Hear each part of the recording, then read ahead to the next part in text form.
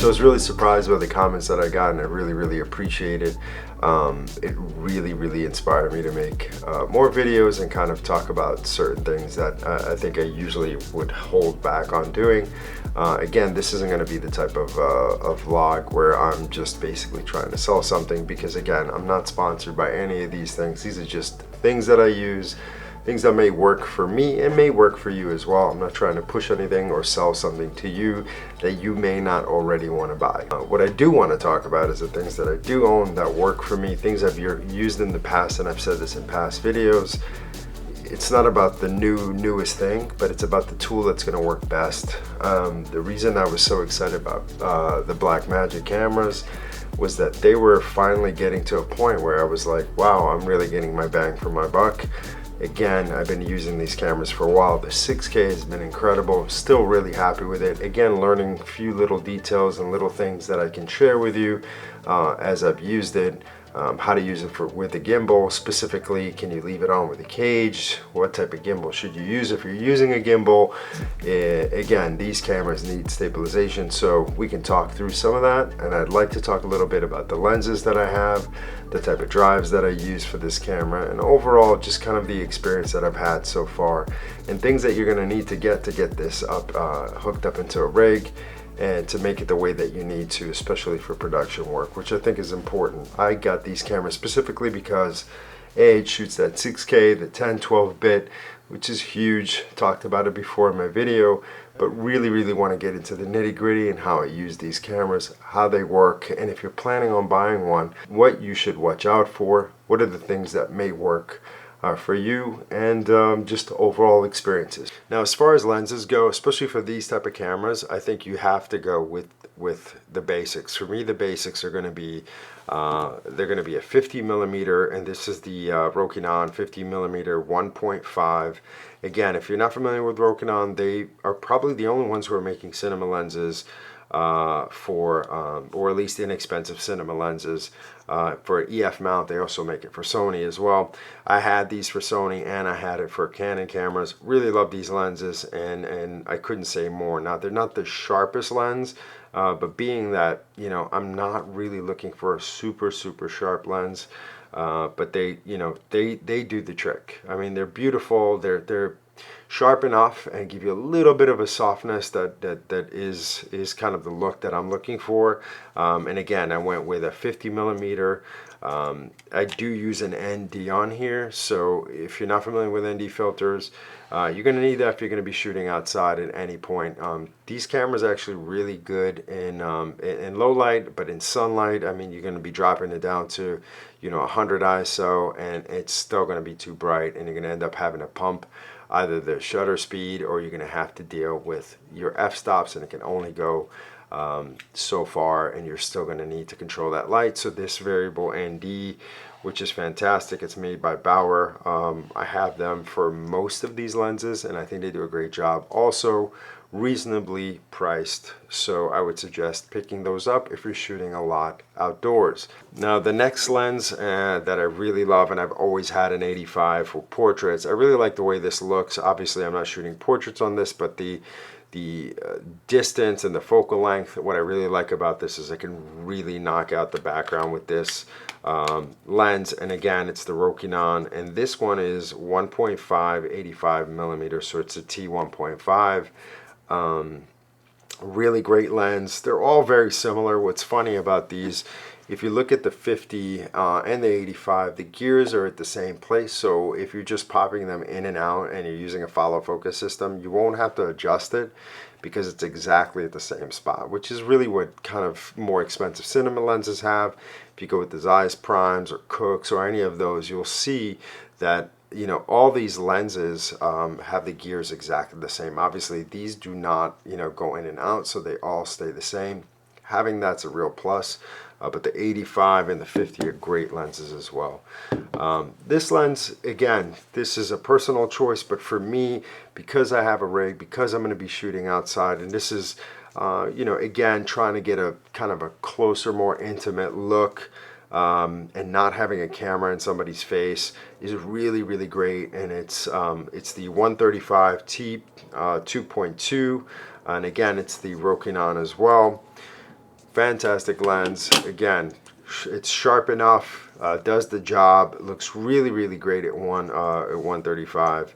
And I myself think it's a must-have, and especially if you're going to be shooting out there and trying to keep your distance a little bit, because you're going to have a rig if you're doing a little bit more run and gun. I think this is a great lens to have. There's a few reviews out there, but it's a lens that I always had in my bag, whether it was for Canon, Sony. I really like this, the 135 lens. Now, if you're looking for some cheap alternatives, there's some Canon FD lenses out there. Now, I've used this again on 3 different cameras, and I really love this lens. This is a vintage lens. This was made by Canon, and believe it or not, my dad gave me this lens, and it was it's made in Japan, and it was you know, sold to JCPenney. This is such a great lens, and I've shot with it before, and it's got that vintage kind of look. Definitely not the sharpest lens, but if you're looking for this soft kind of look, dreamy, this is a beautiful lens. And what's great about this lens is that it goes all the way, you know, from 80 all the way to 200.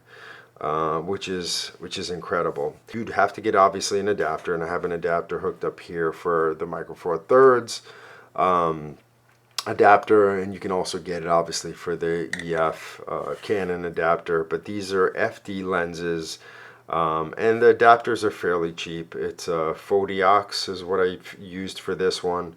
And it's pretty good. It's pretty tight. Not too worried about it. Beautiful lens, and there's a ton of them out there on eBay, and you can get them for as low as like 20 bucks. Some people are selling them as like sets for like 50 bucks. You know, it's a crapshoot. So you might get one really great lens and one really dusty, fungus, nasty filled lens. But for the price, I think it's worth it. Give it a shot if you're interested. Again, not pushing it, but it's it definitely gives you a nice look, and it's a nice little extra lens to have in your bag, in your production. And again, it's all about keeping that cost low, especially because, you know, you're owning that gear, you're not renting it. That's a whole nother ball of wax. So in order for you to be able to supply the power to your Blackmagic or any camera that you're going to be using a rig for, and you want to kind of shoot all day, you're going to need something to mount your V-mount battery. Now, they have gold mount versions of these as well. I went with V-mount. I'm not saying it's the best. Gold mounts are actually probably a little bit more secure and are kind of old school standard, but the V-mounts are a little bit cheaper, I think, and I ended up going with the V-mount. So basically how this works is you've got a whole bunch of inputs here that you can direct into your camera. You can plug in your monitor here. You can plug in the camera power here.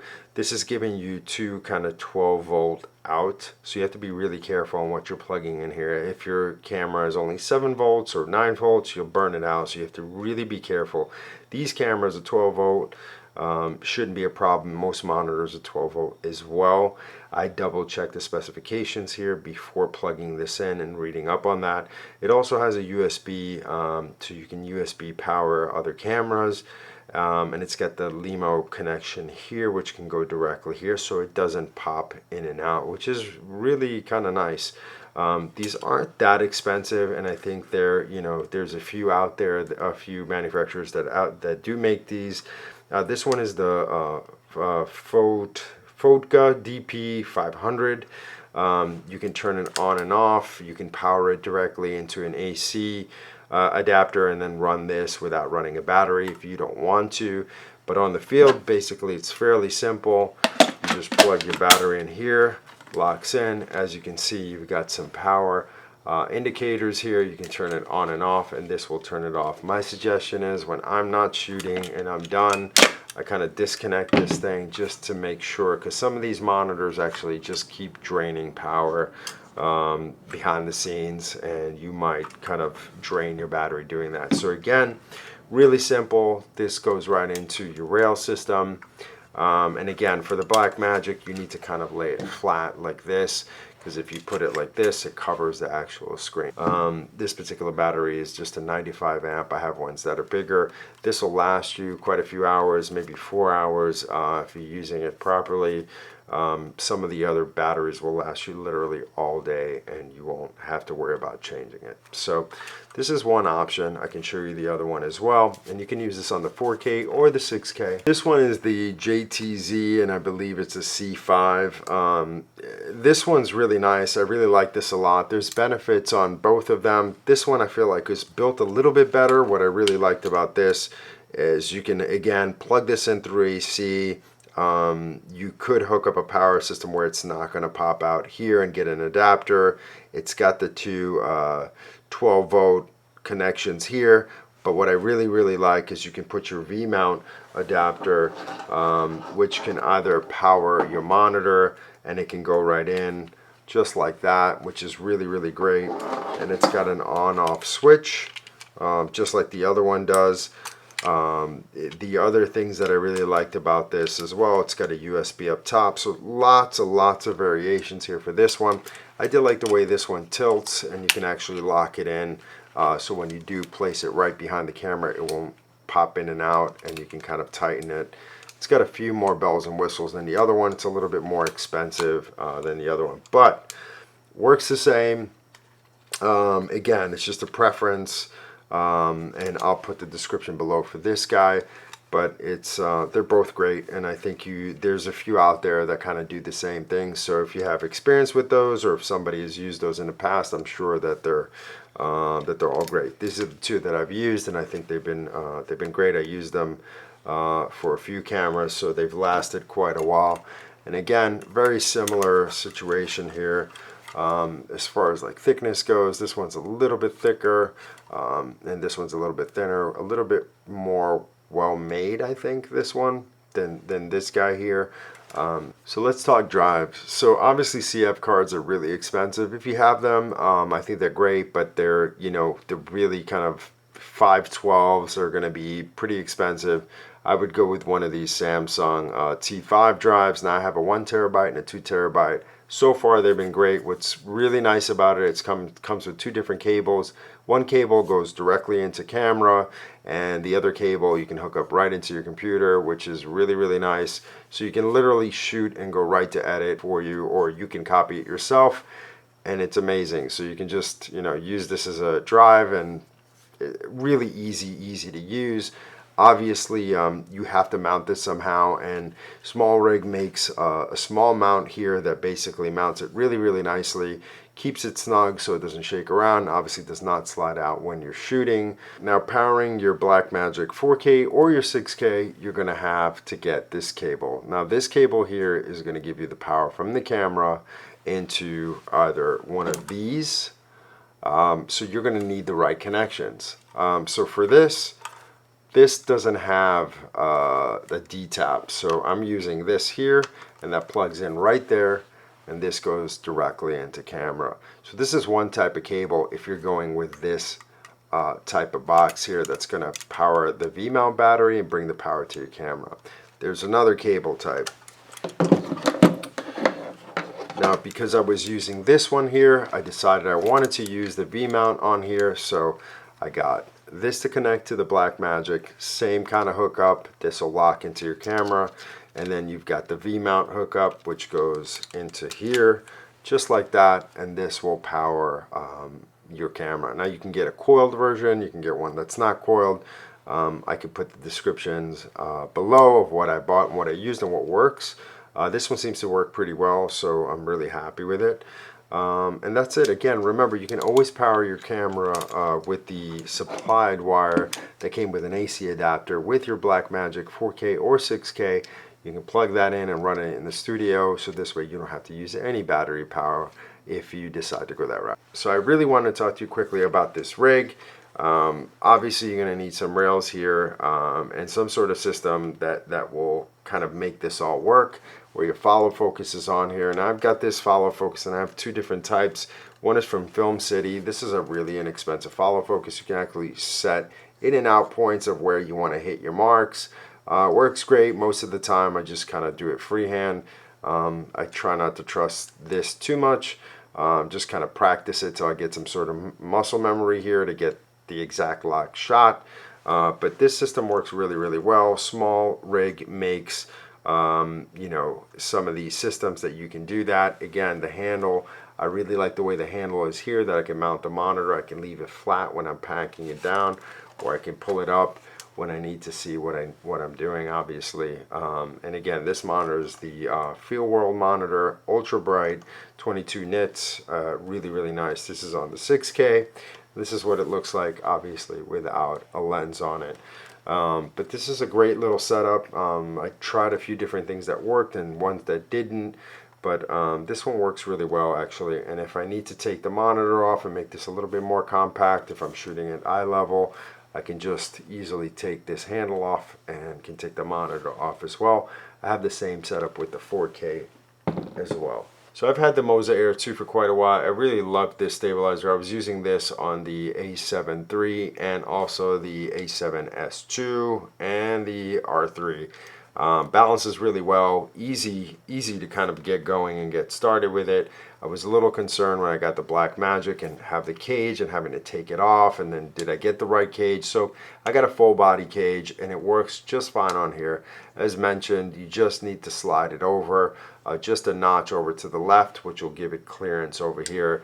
It does a great job holding the weight here. What I liked about this particular gimbal is that it handles specific amount of weight, and again, with a cage on here and the actual drive and everything else, it handles it just fine. So for shoots like that, I would just use the regular batteries in camera and plan my shoots out, hoping that I'll get those shots within 20 minutes on each battery, but I think should be more than enough. I'm never shooting that many clips for that long, obviously on a gimbal straight, so it shouldn't be too bad. But this gimbal is great.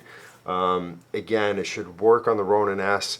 I think any of the smaller gimbals, it won't work because it's going to be too much weight. Even though the camera is fairly light, it does have some substantial size to it. The next thing I want to talk about is basically monitoring. So with these cameras, obviously you don't have a dual record. So I spoke in my last video telling you that if you have a recorder already, whether it's an older recorder or even some of the newer recorders, it's fine. This for me is just using it as backup. So if I frame my shot properly, I should be able to use the traditional kind of HD output that's coming into this recorder. I'm not going to get the 6K in here. Maybe some of the new recorders you can get a 4K image, but again, you're not going to get that 50. You're going to probably get 30 tops.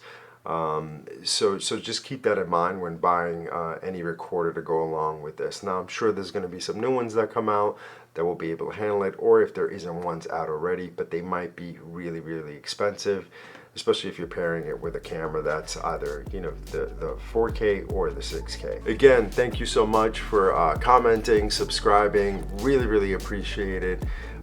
If you're new to this channel, welcome, and hopefully I'll grow this channel and add some more videos. Thank you again so much, and I will talk to you guys the next time.